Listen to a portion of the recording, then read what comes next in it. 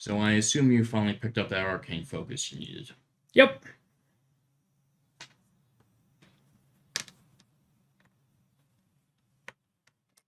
Yeah, we all have a bag of holding. This is why I get organized before the sketch. That's a toy cannon. That's not an arcane focus.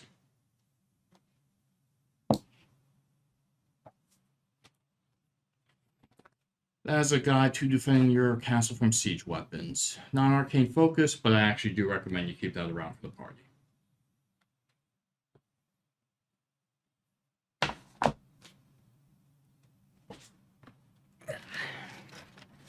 That's Callahan's laptop.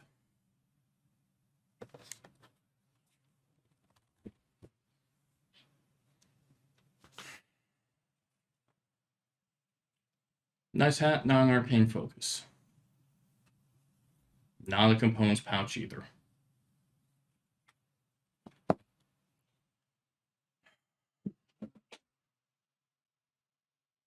That I would cast a tech curse on it. Don't.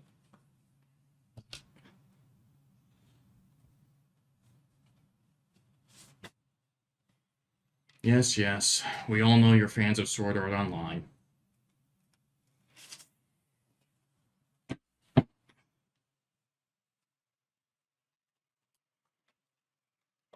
The bard is not going to like that.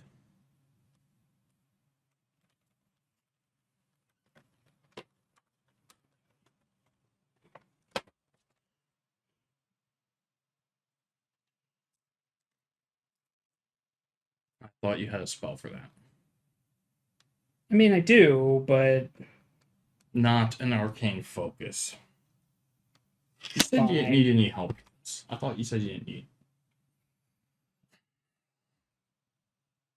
Nice to see you, Tina. No. Oh.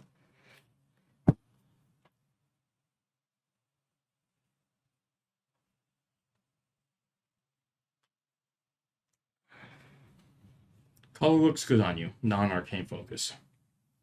Fine.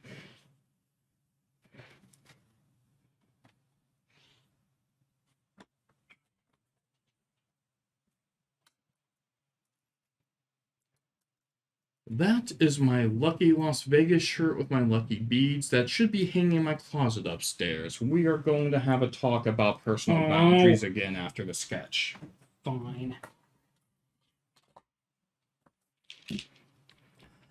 That's a generic PlayStation 1 controller. I don't know why you keep that around.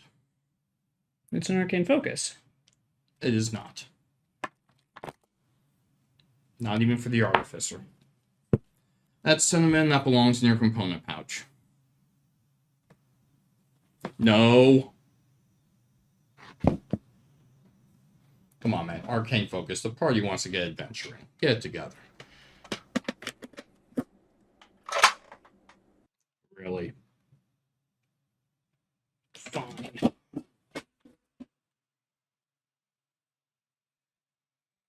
That is a male North American brown bear, adult. You have neither the party, the skills, nor the spells to be taking it out on the campaign with you. Go take some salmon, buddy. You get to take this one off.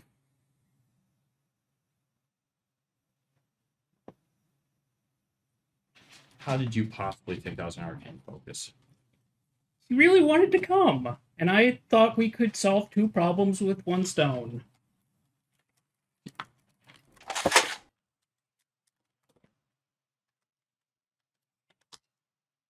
Eh?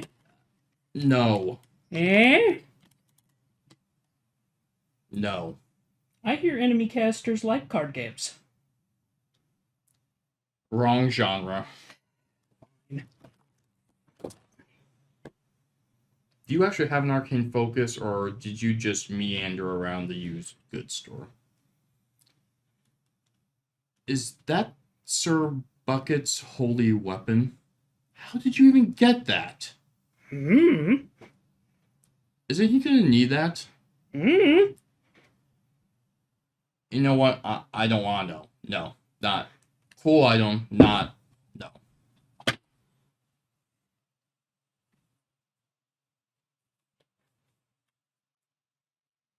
Roll for initiative. On this week's episode of Unqualified Experts, we are going to teach the idiot wizard what an arcane focus is. Stick around. I got a 9. Good for you.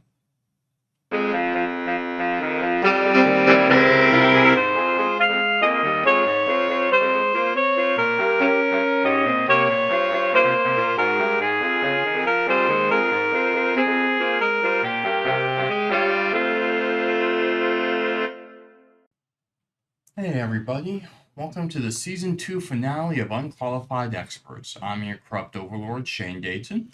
And I'm your other host, Braden Gardner. And since apparently Braden rolled a 9 for intelligence when it came to finding an arcane focus... Initiative. Initiative. Well, based on the opening, I beg to differ. You would. We're going to tackle a topic that doesn't come up too often, but I think actually has some hidden gem potential to dig into. And that's the component pouch versus the arcane focus. So it's one of those aspects of D&D, especially in 5th ed, that I think gets overlooked a lot. And we'll admit, even our table chose to go the, if a spell component costs money, just spend the gold and we don't want to deal with it. And that's an understandable way to take it. We've all been in those systems that got so number crunchy, it stopped being fun. No one wants to do 45 minutes of math to move forward 3 seconds of action. Almost no one. Yeah, that's fair. And honestly, this is a section of rules that aren't really dealt with all that much, but there's actually a lot that you can do with it, both as a DM and as a player, and involving arcane focuses and focuses. You know what? I'll give you a pass either way this time. Fair enough. And component pouches in your campaigns can actually give you a lot of creative flexibility as well as customization that you're really missing out on if you're not taking full advantage of them. Yeah, definitely. I agree. And so I'm going to be tackling this a little bit from kind of the DM's perspective, while Braden's going to counter from what players can do to make it more interesting. And to get some of the basics out of the way, because based on Google suggested questions, a lot of us players have had these questions. Every casting class can use a component pouch. In fact, you should assume that's what they use, unless you have a class that can specifically use an arcane focus. And that would be the artificers, which it's one of their tools in that case, if you're doing that. Druids, which have a druidic focus, specially attuned to them. Then you have sorcerers, warlocks, and wizards. They can use a focus. Everyone else, whether it's bard, paladin, cleric, those weird fighters or rogues who decide they want to do magic instead of min-max, love the character development. They're all component pouch people.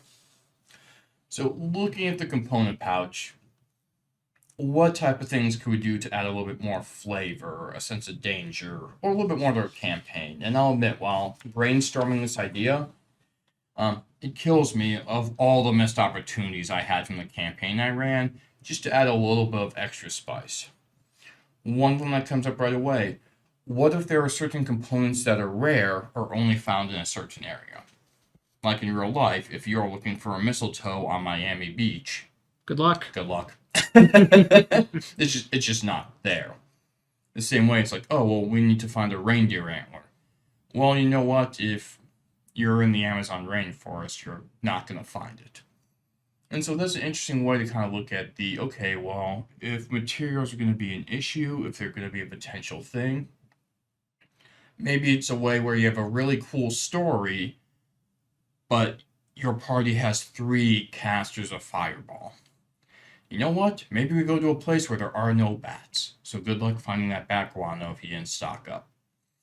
And now, I'd be careful with that, because that can easily be over-aggressive, and you don't want to do it as kind of a, ooh, surprise, unless it's leading into a very specific quest that lets them remedy that situation. But when used that way, it's really interesting. What happens when the I only cast Fireball wizard suddenly can't? Or, the bard who has all these different components realizes, oh, I can cast my other spells, but I can't cast Bane or Charm. When they have to figure out new creative ways to use the tools they have, to do a quest that otherwise they might be able to walk right through, that can be a really good way to deal with the component pouch side of things and make it actually important when you keep track of them. An obvious issue that comes with component pouches: did an enemy rogue mistake your pouch for a coin purse? And while this might sound stupid, keep in mind most NPCs for the average commoner are going to be at best 5th level. Yeah. So they're not going to be the seasoned pros that you and your party are. So this is actually something that could feasibly come up and easily happen in the right setting. And if you have a 5th level rogue who they're not specifically targeting you, but hey, I haven't eaten in 2 days and there's a guy in fancy robes who has a big purse to the side, suddenly there's a tussle because your orc barbarian caused some issues, and you go to grab those spell components and realize they're not there. And, from someone who's 10th, 11th, 12th level, losing that kind of money is going to be a nuisance. Yeah. To a pickpocket, that's going to be retirement. Yeah, and so it's an interesting little thing, because it's easy enough to fix, because even for a lower mid-level, component pouches are not expensive. Most ingredients are not that expensive. But it's a hassle, it's an irritant. You could use it as a bit of breadcrumbs to get the party into a more interesting story or situation. Well, maybe you want to talk to this party who needs your help, but hey, you want your component pouch back. You're going to have to come find it. Pretty much. My favorite one that I missed out the opportunity on, because this happened to them so many times in my campaign. Component pouches are specifically said to be waterproof. Acid is not water, which means you get to introduce your players to my favorite words to the DM. Why don't you make me a luck roll? I've come to hate that phrase. And it's interesting, because depending on how you go about it, what if your party gets hit with a fireball? Stuff that is not magical burns. And some may say, well, I just don't want to go to that level of detail, because for whatever reason. And I get that. But in the right moments, if you're going across a river of acid and you fall in, losing your component pouch seems like a very reasonable thing to have happen as you lose half your hit points and get dragged out. Which then makes you think, how are we doing the rest of this dungeon? It adds a level of tension you didn't have before. And that can play on some really interesting ways depending on how the party handles it. Right. Do they go back to town and restock and come again? Okay, they've spent a bunch of hours and or days going out and doing that. How has the dungeon changed since they left and came back? Mm-hmm. They go on to the big bad. They're going to be down some firepower, so they may have to actually come up with a strategy that doesn't involve cast fireball and let the gods sort them out. Exactly. And the last one that really gets me, and this not only is a way to make component pouches a part of the campaign, but it also makes an arcane focus more valuable for your kind of higher level casters, is use some common sense of what happens. If your bard is about to cast a spell, and he's sitting there talking to a PC, and he opens a bag, and he pulls out a bunch of bat guano, if you're talking to anybody with any magical ability in that party, they're going to be watching this happen. And a wizard's going to know, oh no, we are not having that fireball coming, which might cause the fight to start early. It might cause negotiations to break down. That caster of yours who's been very loose and free with the rules might suddenly have caused make a stealth check at disadvantage, or make a I don't know what you call saving grace, a persuasion check at disadvantage, because they're watching you bring out magical contents when you're supposed to be negotiating in good faith. It's a little detail that can really, if you pop it out at the right moment, it's hard to argue with, and it can make a situation really interesting. It can, but component pouches don't have to be all about DM gotcha moments either. Yeah. You can actually utilize these as tools from the player's chair as well, very easily. So, I mean, on the surface, like Shane said, you're going to have a waterproof pouch full of random junk that isn't going to mean a hill of beans to a lot of people, and is going to mean a lot of trouble for anyone who has any magical sense whatsoever. But it's an organized pouch of junk because you got to be able to pull out what you need on a moment's notice. So if you happen to find a ring that has minuscule writing on it, you might have a magnifying glass that you can pull out to actually read what it says because you need it to cast Sunbeam. Maybe you need to secure a bag. Well, a leather strap for freedom of movement can help you do exactly that without necessarily being used to cast the spell. Or maybe you just want to win over a local playful cat so that you can speak with animals to get some information about the area using that owl feather that you would normally use for identify. There are a lot of surprising tools in a component pouch for creative players who actually take the time to dig in. So you can actually get out of a lot of random situations you might not expect just by having a look at what it takes to cast your spells. Now, that being said, I understand that doing this can be a real chore as written. There's no two ways about it. Nobody wants to reference a spreadsheet every time they're getting ready to cast a spell, or even seeing if they're able to.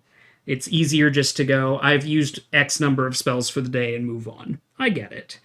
And rarer components that have a gold cost, you're going to have to keep track of anyway, so that's going to be enough for a lot of players all on its own.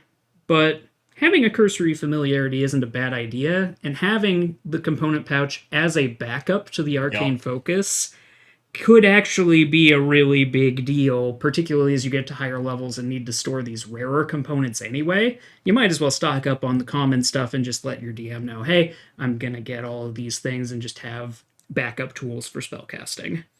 Which is an excellent point, because under the arcane focus points with a DM, what if the arcane focus is stolen or damaged? Now, you're likely not grabbing a staff from a wizard's hand, but there are actually several different types of arcane focuses in the book. And they're not magical items in and of themselves.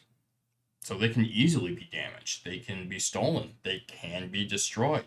If you were thrown off the edge of a cliff due to an enemy eldritch blast and you just managed to hang on, maybe some of your gear rolls off the edge. Those situations do come up. There's a reason that there are prices in the book for component pouches and arcane focuses, because there are adventures where you can and will lose them. So in that case, what spells can be prepped? What can you do without materials? If you are there with a second magic caster, maybe you find yourself splitting the materials to see how many fireballs you have between the two of you. It's one of those things that it can make for an interesting place, especially if you're kind of in a survival, really edge of the wilderness type campaign where, the next village might not have anything other than hamlets. It's accurate. And one other thing that you can keep in mind if you're playing a particularly meticulous character, as my final remark on component pouches, if you're playing a meticulous character, you could easily utilize magic as a substitute for scientific discovery or experimentation.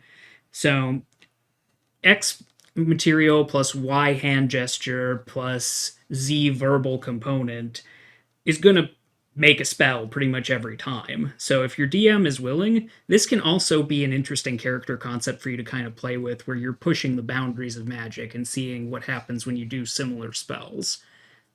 It's not going to come up terribly often because most DMs are going to look at you and go, that's way too much work. Yep. But you find the right group, you find the right DM, that might be a character concept worth playing around with, or you can just work it in as part of your role-playing as that particular wizard who's always got their nose in a book. This is a good way to kind of express that in a slightly different way. Yeah, and with the arcane focus from kind of the DM's perspective, there are a couple ways to make this more relevant. For one, most of the time it will not be as pickpocketed as easily as something like a component pouch could be. So that's a nice little benefit to it. But if you do a lot of home brewing, because while the book gives you specific items which serve as a focus, it doesn't really explicitly say these are the only ones here. And so home brewing different types of, I'll do it now, focuses or foci, do not be so obvious. Well, if you're going into a land where magic is illegal, They know to look for staffs or to look for crystals or to look for orbs.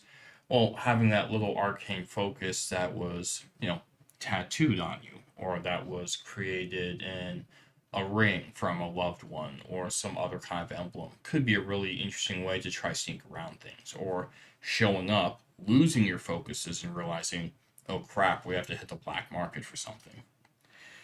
Another thing I like to do is consider making an arcane focus for a class that traditionally doesn't use them. Because if this is a campaign where these little details actually kind of matter, if that bard got caught once or twice where that persuasion or deception check didn't work because he was ruffling through his spell bag as he was talking to someone, you know what? Saying, hey, if you complete this quest, we'll give you an arcane focus that bards can use. He might be gung-ho to get the party into the next misadventure to stop dealing with the DM's BS at that point. And it can be a fun way to give something unique that's different, and it's a unique magic item that is not overpowering.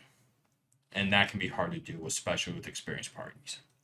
Absolutely. And having that level of flexibility with an arcane focus is actually a lot of what can make it a really cool addition to your toolkit as a spellcaster.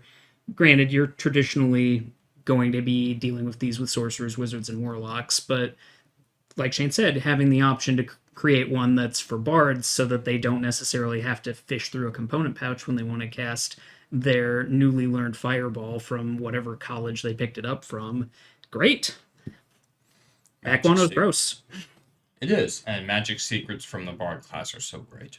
That said, it also offers an opportunity for that extra little bit of storytelling or immersion. Having the opportunity to move a wand like a pendulum to hypnotize your enemies to sleep, or using a rod to help divine the location of an object that you misplaced, or even just pointing a crystal at something and focusing some energy in it to shoot out a bolt of lightning. Yeah. Each of those descriptions is much more evocative than just saying, I cast lightning bolt for X damage. Yep. And major credit to, I believe it was Liam O'Brien on Critical Role Season 2, where he was the first person playing a wizard I ever saw who did that type of thing. Where it wasn't just, I cast a spell, it's I grab this from the pouch, I do this motion. And it really did immerse you much more into the story, seeing a player play a wizard that way. And like Shane mentioned before, you don't have to be limited to what's in the book. It doesn't have to be a rod or a wand or something typical. You could have a signet ring or a common item that's easily replaced, like a dagger or something, or you could even use a more primary piece of equipment like a weapon or a shield that you normally take into battle, or a holy brick on rope, as the case may be.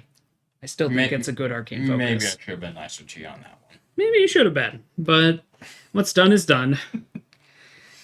But yeah, and I get why this is a mechanic that doesn't get used too often. It can require a lot of work. It's not one that, even in campaigns where I bring it up, it would not lean on it too heavily. It might be the main point of one side quest here for a level up. It might be something that keeps them on their feet when there are rogues found in a town.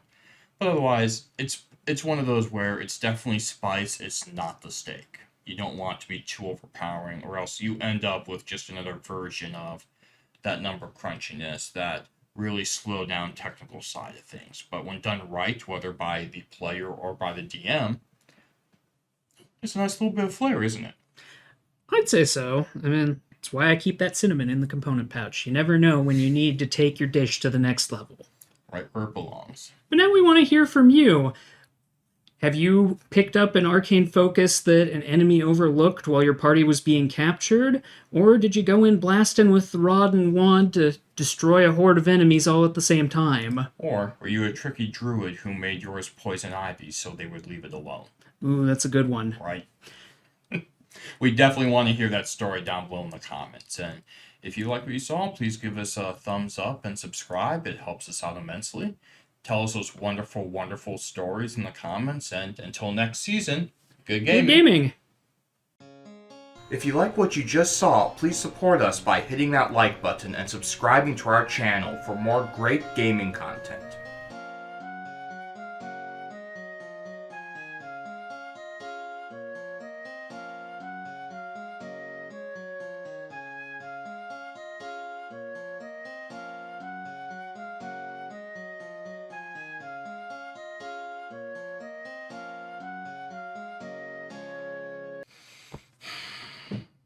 No. Don't you even think about it.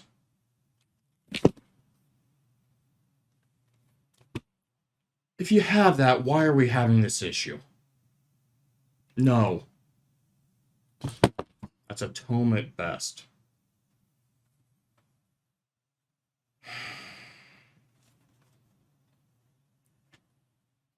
Excellent. This will be a fine focus. Corrupt Overlord? Who wants to know? Waterdeep does. I have a warrant for your arrest. Those city coffers were empty when I found them. Yeah. Tell it to Xanathar. The Xanathar? Who do you think signed the papers? Look, You just tell it to look, come, let's if you just get me an arcane focus, we'll be fine. just go. Let's go. Yeah. You're smiling now, but if I'm in prison, you have to use season 3 by yourself.